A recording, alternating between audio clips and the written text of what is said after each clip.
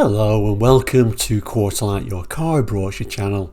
And in today's episode for Ford Friday, we're looking at the Ford Consul Mark II.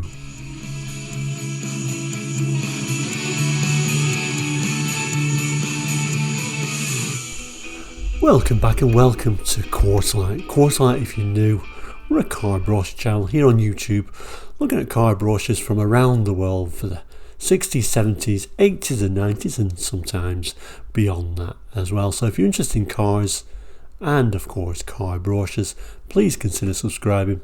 It's completely free and we all like that, don't we? Now back to today's episode. This particular episode was first aired on a Friday. We call those episodes Ford Friday episodes, where we look at a Ford every Friday over makes and models during the week. Today we kind of go out of the scope of the 60s, 70s, 80s and 90s as we sometimes do, and we're back in the 50s with this Mark II Ford Consul. So let's have a look at that now. So here is today's brochure for the Ford Consul Mark II. Now the Mark II came out in 56 and ran till 62. Now obviously you can see this is the new console, so this is a very early brochure, and I'll show you a code. Right at the bottom here it says 256. I don't know if you can see that or not, right at the bottom here. Now I'm assuming that means February 1956, and obviously that would make sense with the brochure saying the new Ford Consul, because that is when the Mark II came out. So like I say, a very early brochure, this one. And you'll certainly see with this brochure, it's certainly a smaller size brochure than we're used to today. Think of it as kind of like the same sort of size you would have for your documents in your car. That's kind of like what it reminds me of, and you can almost imagine this being with the documents in the glove box of this brand new console. A little bit of wear and tear, particularly on this edge, but again it kind of almost reminds me that this may have been kept with the car. This has got sort of almost like an oily sort of feel, and obviously this is where you're going to grab it. So almost like someone's had it in the console all the car's life, and every time he does any maintenance he looks at his owner's manual and pulls this out at the same time. It's got sort of like an oily sheen on it, which obviously devalues the brochure in one way, but I quite like that because it feels like a bit of history right there. Now what you will notice with these 50s brochures is fabulous drawings.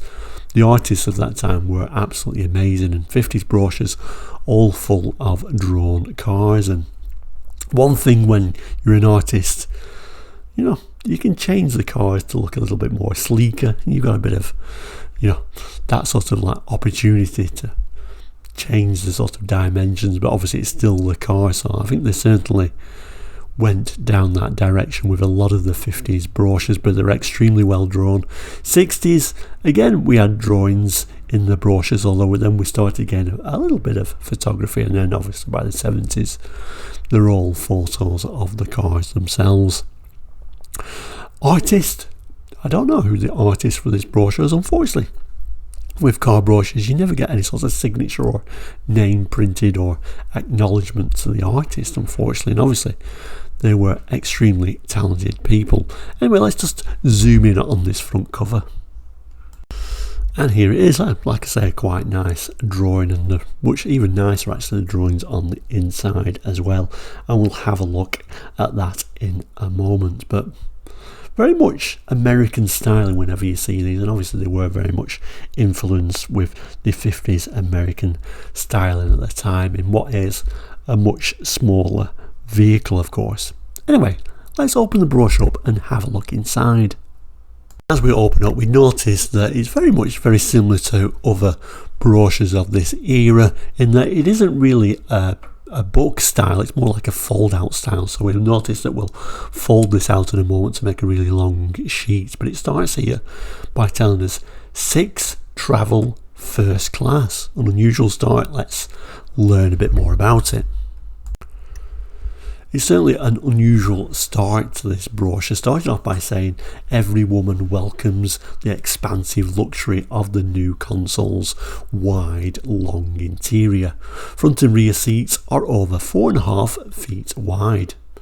Gay upholstery in contemporary colours and designs covers the soft seats. Obviously, words used there at a much simpler time, of course. Let's have a look at the image it's referring to. And it's talking about this extremely nice drawing, very talented drawing, like I say, of the interior of this car, really showing those lovely seats in this two-tone colour. And you know, the artist has added rather nice shadow on there as well. Really is very nice. Anyway, let's see what else it's got to say. Perfect control. The new instrument panel with its conveniently grouped dials and hand controls is a masterpiece of modern design. Everything from choke to gear lever is in split-second reach. A light hand on the wheel holds the console steady at speed. Draft-proof pendant foot controls respond to the most feminine shoe.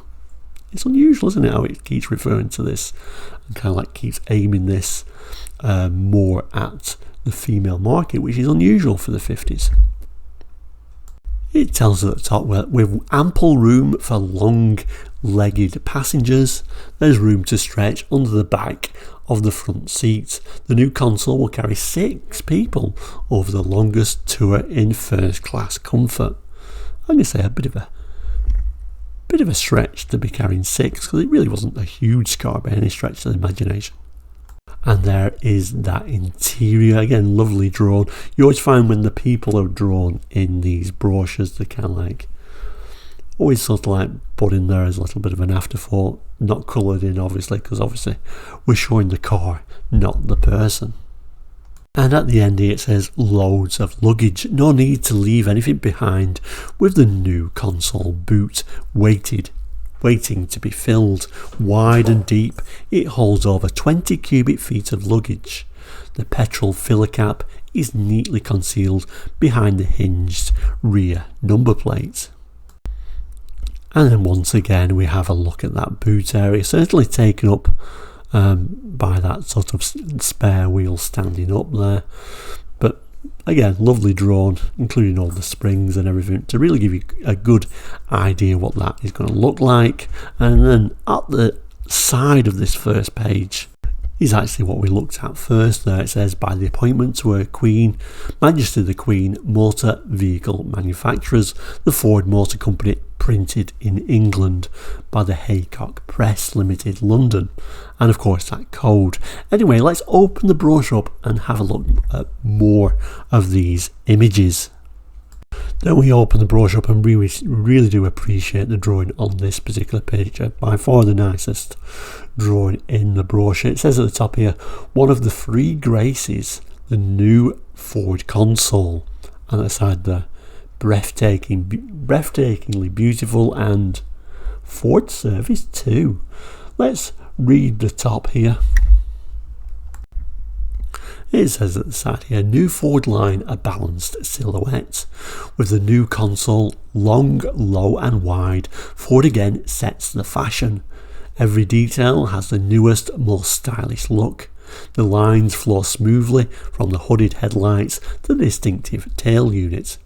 Following drivers cannot mistake the warning of the large turn, stop and tail lights.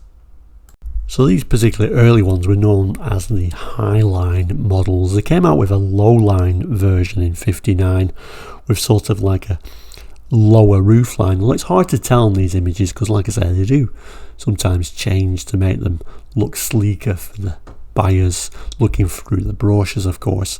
But certainly the early ones had these much more simpler tail lights. The later low line had a sort of fancier, redesigned, bigger tail light. But let's just zoom in on this image because it is really nicely drawn. Really, you know, this is art, isn't it? It's really so nicely drawn with all sort of like the shadow and the brightness on there. We can certainly see that smaller little tail light of these early spec models and this half covered wheel. looks really nice, you know, and I don't know how much the artists were paid, but they were very talented, weren't they? Have to, of course, point out the quarter lights. Nice to see there, you know, a common thing on these early cars. And also, so you notice this, what they call a hooded headlight. Not chrome though, isn't it? Like body coloured at the front there. And at the side, it's telling us wide expanse of safety glass. Great advances are made in clear, safe visibility with a wide curved windscreen, wraparound rear window. All four corners of the car are visible from the rear seat. And certainly you can see that lovely curved rear screen. Really beautiful, isn't it? Although I would imagine if you're looking at these cars today, make sure the screen is good, that rear screen. I don't know how you would replace that today. And indeed you can see a bit of the curve on that front screen as well. And then at the side here, another little bit of an image, not as well drawn, but still a very nice drawing nevertheless. And indeed, you can see those rear tail lights, very simple units on these early ones. And we've even got a little image of this lady, you know. But like I say, the people are very much an afterthought, black and white, not coloured in, because obviously we should be focusing on that car. And certainly another image of that lovely curved rear screen. Now folding the brochure all the way back, and on the back page we get the specifications, but I think we'll first start looking at this little drawn image with the bonnet up. And as we zoom in, we can start to see another nicely drawn image. I love how the details it is, even down to those hinges. Look into the engine bay, it looks small, that engine, doesn't it? But plenty of room to work on. Of course, in those days you was expected to service your car and work on it yourself, so everything to hand and able to do so. Interesting to note, another car in just one colour. You had to wait till the next year, 57, to get the deluxe version, which were lovely two-tone models. Then if we move down, it tells us there's a new, more powerful engine, and indeed on these Mark IIs we got a bigger 1703cc engine, 59 bhp. A lot of information, lots of detail on there. 50s brochures really give you lots and lots of detail, right down to the 3-point rubber suspension on the engine and gearbox. All in-depth stuff. That gives you information about the ignition. It's a 12-volt system. The fuel system, 11 gallons, mechanical pump. Cooling system, pressurised fan and water pump. And then the transmission is a 3 forward speed synchromesh on top and second gears. There's a little bit of a sum up. It says long life, smooth power and thrifty economy are highlights of the new over square engine. Increased efficiency at low speeds, reduced gear changing with a low revving engine and high axle ratio. Engine wear and fuel costs are reduced with no loss of power. Automatic overdrive is also available as an extra. Also interesting to note that Motor, the magazine, so the car magazine, did a test on one of these in 56 when they came out. Test car was £781 plus tax, had a top speed of 79.3 miles per hour and a 0 to 60 time of 23.2 seconds. Certainly sounds extremely slow by today's standards, but I think for a car of its time that wasn't too bad. We then get information about the front suspension, independent front wheel suspension, anti-roll torsion bar and rear longitudinal asymmetric semi-elliptical springs with hydraulic double acting shock absorbers. Brakes, it looks like, I'm going to presume it's drums all round. Yep, so it looks like drums all round, which you would expect for a car of this time. Information about the steering, the instruments grouped immediately in front of the driver, speedometer, fuel gauge, temperature gauge, ignition, oil pressure, warning lights, direction indicator, telltale lights, main beam warning lights, instrument lighting, and the body, of course, all steel welded integral construction, safety glass all round. And that takes us to the end of this particular brochure for Ford Friday and the new Mark II 1956 Ford Consul. Do you remember these? Interesting if you do. Interesting certainly if you ever ridden in one of these or drove one, to let me know what they were like. Obviously comparing them to vehicles of that era. Thank you so much for watching today. If you've not done already, please do consider subscribing. It is completely free, helps you find the episodes and helps the channel grow and give you better content, and it's all completely free, so why not? I've also added a couple of extra boxes there for additional videos you may want to continue watching. But overall, thank you so much for watching. Have a great weekend. We'll see you very soon, and goodbye.